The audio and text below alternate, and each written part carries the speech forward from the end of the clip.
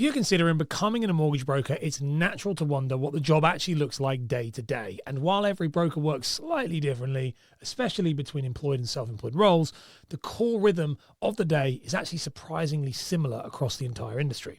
So here's a realistic look at what a typical day usually involves. Morning, we're going to look at organizing the day and client updates. So most brokers start the day by getting on top of communication. They're going to be doing things like checking their emails, responding to messages from clients, from lenders, from solicitors, reviewing the day's appointments, updating cases that are progressing. You see, a huge part of being a good broker is keeping clients informed, and a quick morning check-in helps the whole day kind of run smoothly.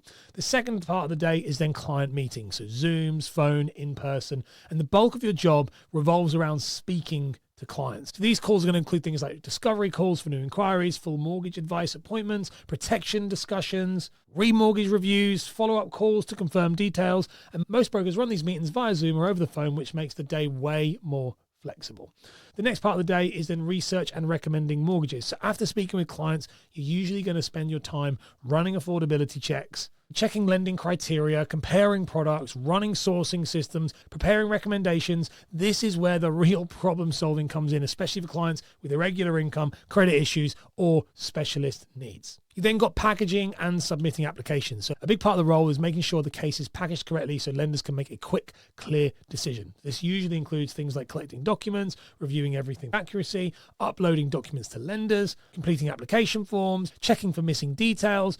Good packaging can make the difference between a fast offer and painful delays. We now move to the afternoon, where it's going to be things like chasing lenders and progressing cases. So once cases are submitted, your job then shifts to calling lender underwriters, updating clients, communicating with solicitors, solving issues around valuations in general and documents, and keeping everything moving forward. You see, this is where organization really matters. Juggling multiple cases at different stages is not easy to do. We've also got protection discussions and recommendations. So most brokers will also spend part of their day reviewing client protection needs, explaining options to the clients, preparing quotes, arranging life cover, critical illness, income protection, or family income benefit. You see, this is a major part of both good advice and long-term stable income.